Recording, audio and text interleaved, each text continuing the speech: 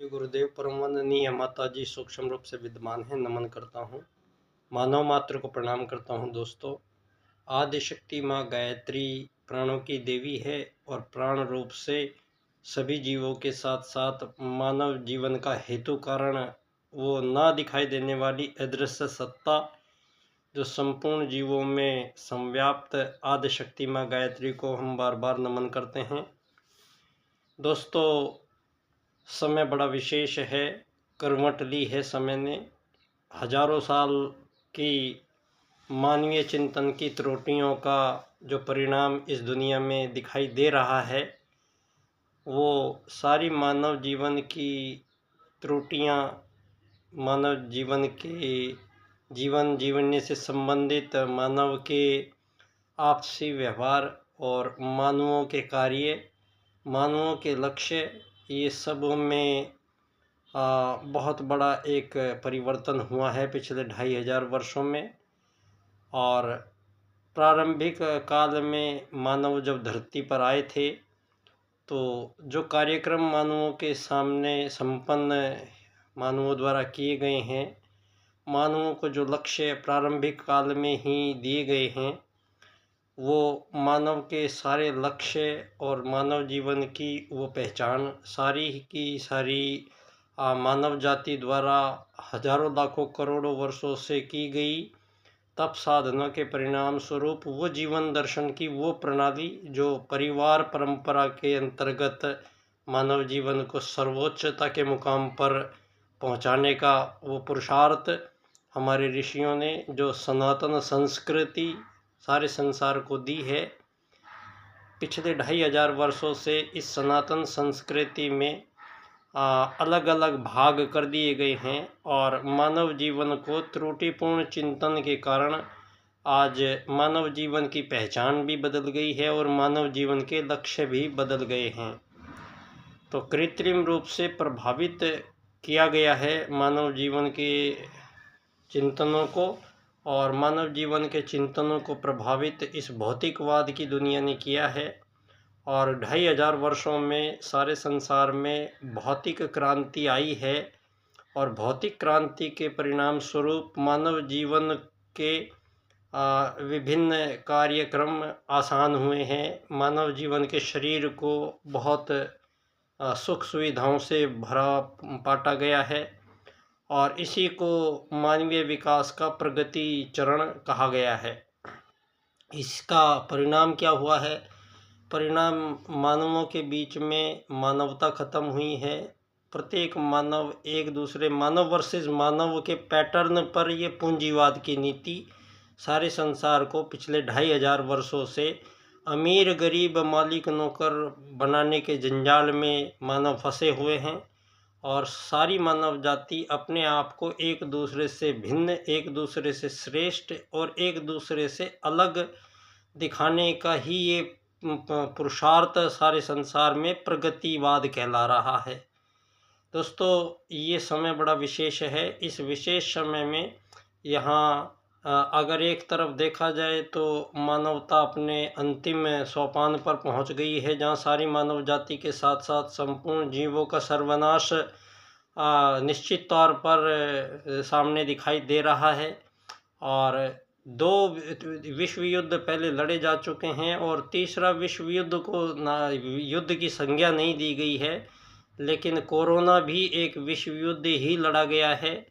और अब ये देखा जाए तो एक ऐसा चौथा परमाणु अंतिम विश्व युद्ध की कगार पर ये दुनिया बैठी हुई है, जो अलग अलग देश बनने के कारण ये परिस्थितियां सारी की सारी बिगड़ी है। दोस्तों, यहाँ निवेदन ये करना है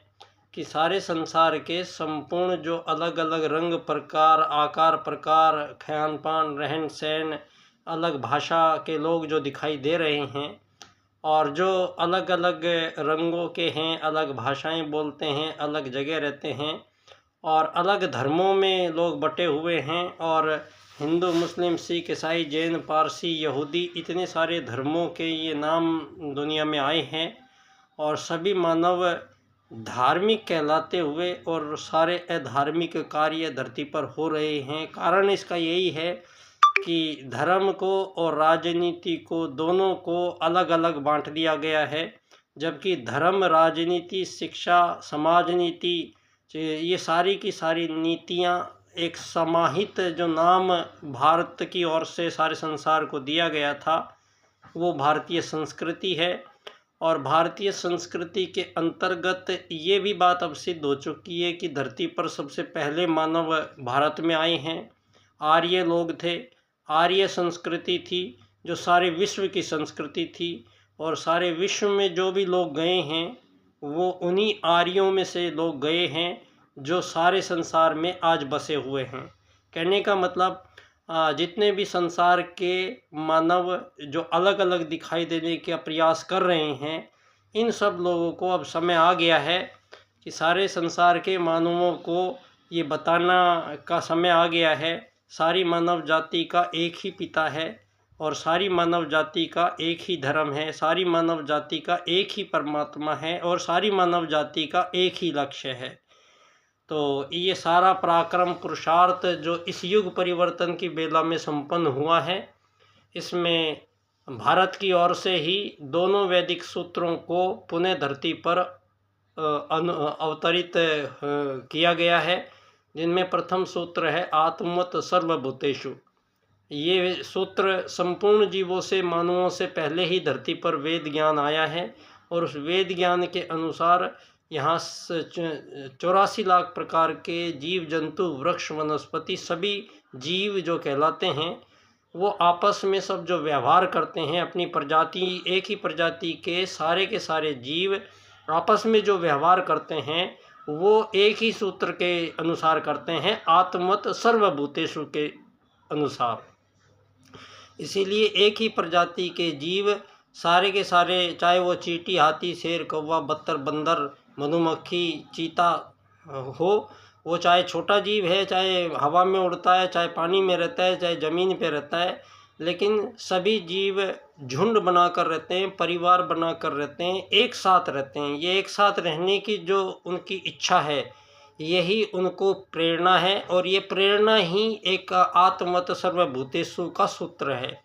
इसी सूत्र के अनुसार ही मानव जाति के अंदर भी ये सूत्र मानवों के बिना किसी विभेद और विभाजन के मानवों को अपने होने का एहसास, आत्मवत् सर्वभूतेषु का सूत्र लाखों करोड़ों वर्षों से मानव जाति को धरती पर सतयुगी वातावरण में देता आया है। और आज दूसरा सूत्र है वसुधैव कुटुंबकम। प्रत्येक जीव जंतु, वृक्ष, वनस्पतियों के लिए परम सत्ता परमात्मा ने जो धरती नामक ये सुंदर ग्रह बनाया है, ये धरती इतनी सुंदर है तो इसका के कोई सीमा रेखा नहीं है, किसी भी जीव के लिए यहाँ कोई सीमा रेखा नहीं है, और संपूर्ण जीवों के लिए ये धरती संपूर्ण रूप से बनाई गई है। इसी प्रकार संपूर्ण धरती के संपूर्ण मानवों के लिए धरती के संपूर्ण प्राकृतिक पदार्थ उसी के लिए बनाए गए हैं। ये दोनों त्रुटियाँ यहाँ पिछले 2500 वर्षों में हुई हैं, और आत्मवत् सर्वभूतेषु के सूत्र के अनुसार एक ही प्रजाति के जीवों में किसी भी प्रकार की कोई ना आज़ादी संभव है, ना कोई गुलामी संभव है, ना कोई विभेद संभव है। लेकिन मानव जाति ने इन सूत्रों को तोड़ा है, और पश्चिम के पूंजीवाद के आगमन के बाद मानव जीवनों में इतने सारे विभेद और विभाजन, ये आज़ाद, गुलाम, ये मालिक, ये नौकर, ये अमीर, ये गरीब, ये शब्दावलियाँ वैदिक शब्दावलियाँ नहीं हैं, और ये सारी की सारी शब्दावलियाँ ये 2500 वर्षों में मानवों के द्वारा प्रयोग की गई है। इनसे पहले इन शब्दों का कोई अस्तित्व धरती पर नहीं था। ये सारा का सारा जो षड्यंत्र कहलाया है, ये पूंजीवादी लोकतंत्र के अंतर्गत सारी दुनिया के मानवों को एक ही पैटर्न पर, एक ही डाई से सारे संसार को धन आधारित जीवन पद्धति से हाँका जा रहा है, और नाम राजनीति का लिया जा रहा है, और राजनीति को संचालित करने वाला जो मूल कृत्रिम विभेद पैदा करने वाला वो हथियार बनाया है, वो पश्चिम ने बनाया है, पूंजी को बनाया है, धन को बनाया है, रुपए, पैसे, सोना, चांदी, डॉलर को बनाया है। और पंडित दीनदयाल उपाध्याय जी उसी सनातन भारत में वो पहले राजनेता हुए हैं धरती पर, जिन्होंने सारी दुनिया के मानवों को बिना धन की दुनिया का एक ऐसा राजनीतिक प्रकरण छेड़ा है जिसको उन्होंने अर्थायाम की संज्ञा दी है। अर्थायाम का राजनीतिक दर्शन सारे संसार में सारे संपूर्ण मानवों के बीच जो ये कृत्रिम जीने का तौर तरीका चला आ रहा है इसका समापन करते हैं और धरती पर कोई अमीर, कोई गरीब, कोई मालिक, कोई नौकर नहीं रहेगा। सारे संसार के मानवों को एक आत्मा मानते हुए राजनीति की पुनर्स्थापना विश्व जगत के सम्मुख पंडित दीनदयाल उपाध्याय जी करते हैं। दोस्तों, ये युग परिवर्तन की बेला है। ये महाकाल के निर्देशन में युग परिवर्तन हो रहा है और युग परिवर्तन में सबसे बड़ा परिवर्तन धरती पर, सबसे पहला परिवर्तन धरती पर राजनीति के पुनर्निर्धारण का कार्य संपन्न हुआ है और परम पूज्य गुरुदेव के प्रथम शिष्य पंडित दीनदयाल उपाध्याय जी 4 राजनीतिक सूत्र प्रदान करते हैं विश्व राजनीति के सम्मुख। इन 4 राजनीतिक सूत्रों की व्याख्या एक विशेष क्रम से हम करते हैं। आर्थिक लोकतंत्र द्वारा अर्थायाम आधारित एकात्म मानववाद की स्थापना से अंत्योदय की प्राप्ति जब हम करेंगे तो सारे संसार में संपूर्ण मानवों के बीच जितनी भी समस्याएं हैं उन सभी समस्याओं का निदान और निराकरण पंडित दीनदयाल उपाध्याय जी के ये 4 सूत्र करेंगे। दोस्तों, इस युग परिवर्तन बेला में मैं आप सबके सम्मुख परम पूज्य गुरुदेव की असीम अनुकंपा से पंडित दीनदयाल उपाध्याय जी के 4 राजनीतिक सूत्र जो सारे संसार की राजनीति को बदल रहे हैं, इन सूत्रों की व्याख्या मैं आप सब लोगों के सम्मुख करने का मुझे आदेश है। आप सब लोगों के सम्मुख पंडित दीनदयाल उपाध्याय जी की बनाई हुई वो राजनीतिक दुनिया जो सारे संसार के मानवों के संपूर्ण विभेद और विभाजनों को, युद्ध, शोषण, वध, हत्याओं को हमेशा के लिए समाप्त करती है और नए युग की नई राजनीति के रूप में वो दर्शन, वो एकात्म मानववाद का सूत्र प्रस्तुत हुआ है और इसी सूत्र के कारण सारे संसार में ये सतयुग की वापसी के वो चरणों के रूप में पंडित दीनदयाल उपाध्याय जी का ये पराक्रम पुरुषार्थ आप सबके सम्मुख प्रस्तुत करना मेरा कार्य है। धन्यवाद बच्चा डॉक्टर।